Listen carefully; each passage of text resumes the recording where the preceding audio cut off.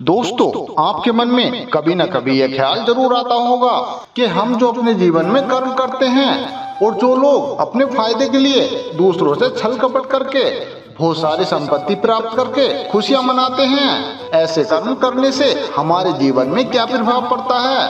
कर भला तो हो भला, ये कहावत तो आपने कई बार सुनी होगी, लेकिन क्या आपने इस कहावत को कभी सच होते हुए सुना है? अगर आप दूसरों के साथ अच्छा व्यवहार करेंगे और उनके लिए अच्छे काम करेंगे तो आपके साथ भी अच्छा होगा।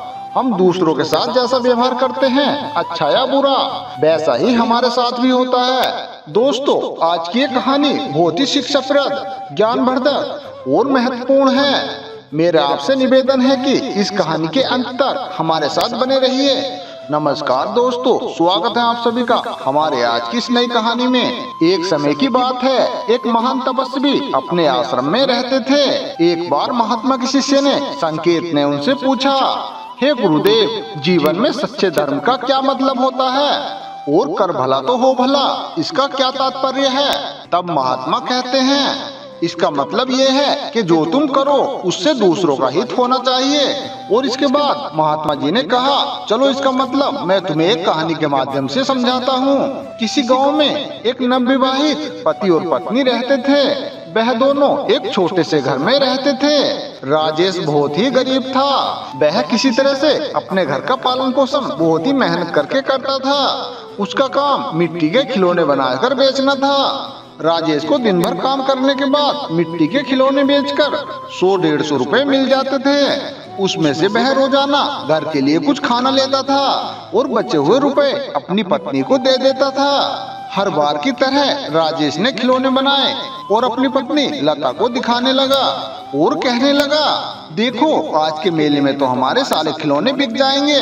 तब लता कहती है, हाँ खिलौने बने तो अच्छे हैं, लेकिन बहुत कम खिलौने हैं, ये तो मेले में जाते ही बिक जाएंगे, फिर इसके बाद आप पूरे दिन क्या करोगे? तब राजेश ने कहा, तुम सही कह रही हो, इतने खिलौने से भला हमारा क्या होगा, हमें और भी ज्यादा मिट्टी की मूर्तियां बनानी चाहिए, लेकिन मिट्टी खत्म हो गई है और हमें मिट्टी अब साहूकार के खेत से लानी होगी। मैं मिट्टी लेकर आता हूँ, तब तक तुम इनका ध्यान रखो। तब लता कहती है, अरे मिट्टी साहूकार के पास से क्यों, यहीं पास से ले आओ। फिर राजेश कहता है, साहूकार के खेत की मिट्टी से खिलौने चिकने और बहुत ही अच्छे बनते हैं, उनके खेत की मिट्टी काली है। तब लता ने कहा, ठीक है, जाकर जल्दी आना, उसके साथ काम करने मत बैठ जाना और मिट्टी के लिए साहूकार से पहले ही पूछ लेना, वरना बाद में वो पैसे मांगने लगेगा। इतना सुनकर राजेश वहाँ से निकलने लगा। राजेश काफी भोला था, जिसका फायदा सभी गांव वाले उठा लेते थे और उससे अपना काम करवा लेते थे। राजेश साहूकार के घर पहुंच गया। तब उसने देखा कि साहूकार तो घर पर नहीं है, लेकिन घर पर मुनीम जी हैं। चलो उनसे ही पूछ लेता हूँ।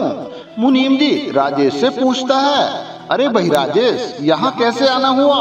राजेश ने मुस्कुराते हुए कहा, मुनीम जी, मैंने सुना है आपके तालाब वाले खेत की मिट्टी काफी अच्छी है, अगर आप इजाजत दे तो मैं थोड़ी मिट्टी ले लूं, क्योंकि आपकी खेत की मिट्टी से मेरे खिलौने काफी अच्छे बनते हैं। तब मुनीम मन ही मन में सोचता है, अरे साहूकार ने वैसे भी मुझे उस खेत में कुआं खोदने के लिए कहा है, तो क्यों ना मैं उस बेवकूफ से करवा लूं। ये वैसे भी सारे गांव के काम का बोझा उठाते हुए घूमता है, अगर मैं भी बहती गंगा में हाथ धो लूं तो क्या फर्क पड़ेगा। फिर मुनीम ने कहा, अरे राजेश बेटा, इसमें क्या पूछना, तुम तो मिट्टी खेत से जाकर कभी भी ले सकते हो और वैसे भी साहूकार तुम्हें काफी अच्छा समझते हैं। और हाँ, अगर तुम पूछने आए ही हो तो मैं तुम्हें एक राय देना चाहता हूँ। अगर तुम्हें खिलौने बनाने के लिए नरम और चिकनी मिट्टी चाहिए तो तुम एक काम करो, साहूकार के खेत में एक सूखा हुआ कुआं है, तो तुम उसी कुएं से 20-25 टोकरे मिट्टी निकाल लोगे तो तुम्हें वहाँ पर सूखी गीली मिट्टी मिल जाएगी। तब राजेश ने कहा, अरे मुनीम जी, आज तो मुझे मेले में जाना है, आज मैं थोड़ी सी मिट्टी निकाल लूंगा और कल आकर सारे सप्ताह की मिट्टी ले जाऊंगा। फिर मुनीम ने कहा, भाई जैसी तुम्हारी मर्जी। और राजेश के वहाँ से जाते ही मुनीम सोचने लगता है, अगर मैंने मामूली सी मिट्टी देकर इससे कुआं खुदवा लिया तो इससे साहूकार भी खुश हो जाएंगे और मेरी प्रशंसा भी करेंगे। राजेश साहूकार के खेत से एक दिन के लिए मिट्टी लेकर अपने घर चला गया और घर पर राजेश और उसकी पत्नी ने दोनों ने मिलकर खिलौने अच्छी तरह से बनाए और खिलौने सूखने के बाद राजेश मेले में खिलौने बेचकर अपने घर चला आया, जिससे उसकी अच्छी कमाई हो गई, जिससे वो बहुत खुश हो गया और लता को मुनीम की सारी बातें बताने लग गया कि मुनीम ने कितने अच्छे तरीके से उसे समझाया और उन्होंने इतनी मिट्टी का कुछ भी मूल्य नहीं लिया और ढेर सारी मिट्टी ले जाने के लिए बोला है और वो भी बिना पैसों के। मैं कल ही जाकर मिट्टी ले आऊंगा। इसी तरह राजेश हर रोज वहाँ से मिट्टी लाकर खिलौने बनाता और मेले में बेचकर पैसे कमाता और फिर रोज की तरह राजेश सुबह होते ही उस कुएं की तरफ निकलता है और जाकर खुदाई करने लगता है। वह कुएं के अंदर लगभग 10-15 हाथ नीचे खोदता है और जैसे ही वो अगला गड्ढा करने को जाता है तो उसे किसी चीज की टकराने की आवाज आई। जब उसने अपने हाथों से मिट्टी हटाई तो उसे एक पुराने तांबे का घड़ा दिखाई दिया। राजेश ने जब उस तांबे के घड़े को खोलकर देखा तो उसमें बहुत सारी पुरानी सोने की मुद्राएं और सिक्के थे। उन्हें देखकर राजेश एकदम से कांपने लगा। उसे उस समय कुछ भी समझ में नहीं आ रहा था, फिर भी उसने सोचा मैं इसे घर लेकर जाता हूँ, मैं बाद में सोचूंगा कि इसका क्या करना है। राजेश पहले ही इतने सारे सोने के सिक्के देखकर घबरा गया था, लेकिन वो जैसे तैसे उस घड़े को लेकर अपने घर आ जाता है। तब उसकी पत्नी उससे पूछती है, अरे आप सूर्य उदय से पहले घर से निकले थे, अब सूर्य उदय का समय हो गया है, आप मिट्टी लाने गए थे या कुआं खोदने गए थे? क्या मिट्टी के लाने में इतना समय लगता है? आप इतने समय से केवल एक हांडी मिट्टी लाए हो। फिर राजेश ने उसे धीरे बोलने को कहा और वो चुपके से घर के अंदर गया और उसने सोने की मुद्राएं अपनी पत्नी को दिखाई। फिर लता ने उससे पूछा, क्या आपने कोई गलत काम तो नहीं किया? तब राजेश ने हंसते और मुस्कुराते हुए कहा, अरे भाग्यवान, मेरी बात तो सुनो, जैसा तुम सोच रही हो वैसा कुछ भी नहीं है। जब मैं साहूकार के खेत में गया तो मुझे उसने मिट्टी निकालने को कहा था, लेकिन मैंने जब उस कुएं को खोदा तो मुझे यह घड़ा मिला, इसमें यह सोने के सिक्के थे। तब लता पूछती है, अच्छा हुआ जो आप इस घड़े को घर ले आए। ये बताओ, तुमने इस घड़े के बारे में कभी किसी से कहा तो नहीं? इस घड़े से तो हम अमीर हो जाएंगे, हमारी स्थिति सुधर जाएगी और आपको फिर खिलौने बेचने नहीं जाना पड़ेगा। तब राजेश ने गुस्से से कहा, अरे तुम ये क्या कह रही हो?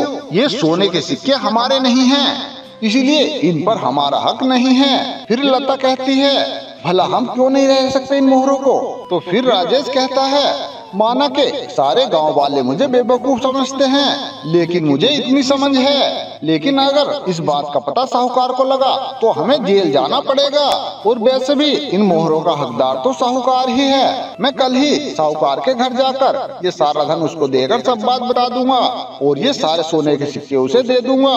ठीक है, आप जाकर स्नान कर लेना, मैं तब तक इन सिक्कों को छुपा कर रखती हूँ। लता मन ही मन में सोचती है, ये आदमी तो इतना ईमानदार है, अगर मैं इसके सामने एक भी सिक्का लूं तो ये चिल्ला पड़ेगा, तो क्यों ना मैं ही सिक्के निकाल कर रख लूं।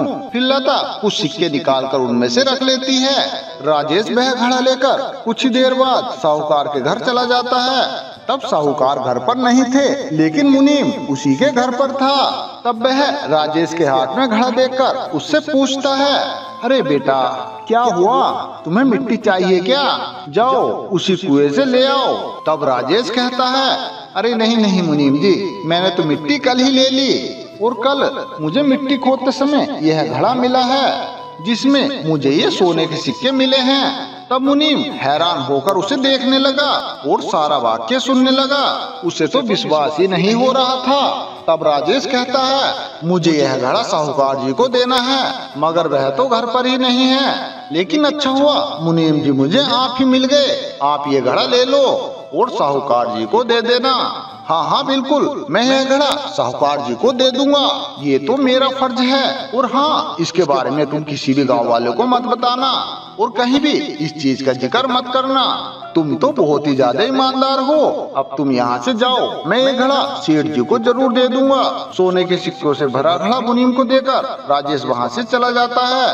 तभी मुनीम सोचता है, अरे मेरी अकल क्या घात चढ़ने गई है जो मैं ये सब कुछ साहूकार को दे दूंगा। अगर मैं ये सब साहूकार को दे दूं तो मेरे पास क्या बचेगा? इतने दिन से काम करके भी मैं मुनीम का मुनीम ही हूँ। अब मैं इस घड़े को अपने पास रख लूंगा और मैं साहूकार के जैसा सब कुछ खरीद लूंगा। घर, खेत, गाड़ी, बंगला, मैं अब सब कुछ खरीद लूंगा और गांव का सेठ बन जाऊंगा। और सब कुछ पता चलने के बावजूद उस राजेश को फंसा दूंगा। अगर सेठ को सब कुछ पता चल जाता है तो मैं उस बेवकूफ राजेश को फंसा दूंगा। वैसे भी राजेश की बात का कोई यकीन नहीं करता, मैं उसे फंसाकर मुक्त हो जाऊंगा। वाह वाह, मैंने क्या दिमाग पाया है। अगले दिन हर रोज की तरह वह राजेश खिलौने बेचने जा रहा था और जाते समय अपनी पत्नी लता से कहा, अरे भाग्यवान, लगता है मुझे आज रात को देर हो सकती है। जब तक सारे खिलौने नहीं बिकते मैं घर नहीं आ पाऊंगा। लता भी कहती है, क्या तुम्हें पता है तुम्हारी ईमानदारी का फल तुम्हें जल्दी ही मिलेगा। इतनी मेहनत से बने खिलौने जल्दी ही बिक जाएंगे और मैं भी घर के सारे काम करके खाना बना लूंगी। इतने में मुनीम साहूकार को लेकर राजेश के घर आता है और उस पर इल्जाम लगाने लगता है, मैंने कल इसे आपके खेत में से कुछ ले जाते हुए देखा है। जब मैं इसके पीछे आया तो मुझे आंगन में से एक सोने की मुद्रा मिली। इसका साफ साफ मतलब है कि इसे हमारे खेत में से कुछ जरूर मिला है और मैंने कल इन दोनों को चुपके चुपके बात करते हुए सुना था। अब उनके घर की तलाशी लेनी चाहिए। मुनीम ने सिपाहियों को बुलाया। तब लता डरने लगी और तलाशी से मना कर रही थी। तब राजेश ने सारी घटना साहूकार जी को सुनाई और कहा, जब मैं आपके खेत के कुएं में खुदाई कर रहा था तब मुझे सोने के सिक्के मिले और मैंने भी सिक्के मुनीम जी को लाकर दिए थे। उस साहूकार को मुनीम पर पूरा विश्वास था, इसलिए उसने मुनीम की बातों को ही सच माना था और राजेश से कहा कि मैं तुम्हारे घर की तलाशी लेना चाहता हूँ। राजेश कहता है, क्यों नहीं, आप जरूर मेरे घर की तलाशी ले सकते हो, क्योंकि मुझे जो कुछ भी मिला था मैंने सब मुनीम जी को लाकर दे दिया था और आपको देने के लिए भी कहा था। मुझे किसी भी बात का डर नहीं है, आप बेझिझक मेरे घर की तलाशी ले सकते हैं। लता के मना करने पर मुनीम कहता है, मुझे लगता है सोने के मोहरे के साथ साथ इन्हें जरूर और कुछ मिला है, इसलिए हमें यह रोक रही है। फिर सिपाहियों ने उनके घर की तलाशी ली। तलाशी के बाद उनके घर से जब सोने की कुछ मोहरें मिलती हैं तब राजेश को कुछ भी समझ नहीं आता है और सिपाही उनसे पूछते हैं, क्यों भाई, तुमने तो सारे सिक्के मुनीम जी को दे दिए थे, अब ये सिक्के तुम्हारे घर में कहाँ से आए, जबकि तुम दावा कर रहे हो कि तुमने सारे सिक्के मुनीम जी को दे दिए। अब ये सिक्के तुम्हारे पास कहाँ से आए, क्या तुम बता सकते हो। राजेश ने साहूकार जी से कहा, आप मेरी बातों का यकीन कीजिए, मैंने कल ही मुनीम जी को सारी मुद्राएं दे दी हैं। फिर साहूकार भी राजेश से पूछने लगे, जब तुमने सब कुछ मुनीम जी को दे दिया था तो तुम्हारे घर में ये सिक्के कहाँ से आए, सीधे सीधे बताओ, वरना सिपाही तुम्हें कारागार में डाल देंगे। डर के मारे राजेश रोने लगता है। तब उसकी पत्नी कहती है, साहूकार जी, मेरे मन में लालच आया और मैंने कुछ सोने के सिक्के रख लिए थे ताकि हमारे घर की गरीबी दूर हो सके। बस बाकी की सारी मुद्राएं मैंने इस मुनीम को दे दिए थे। अब यह मुनीम झूठ बोल रहा है। फिर मुनीम ने कहा, ये दोनों पति पत्नी एक साथ हैं, दोनों मिलकर मुझे फंसाना चाहते हैं ताकि इन्हें कारागार ना जाना पड़े। आपने देखा ना, सोने के सिक्के उन्हीं के घर मिले। अब ये दोनों मुझे फंसाना चाह रहे हैं। और सिपाहियों से कहा, इन्हें लेकर जाइए और इन दोनों की अच्छी मरम्मत करना।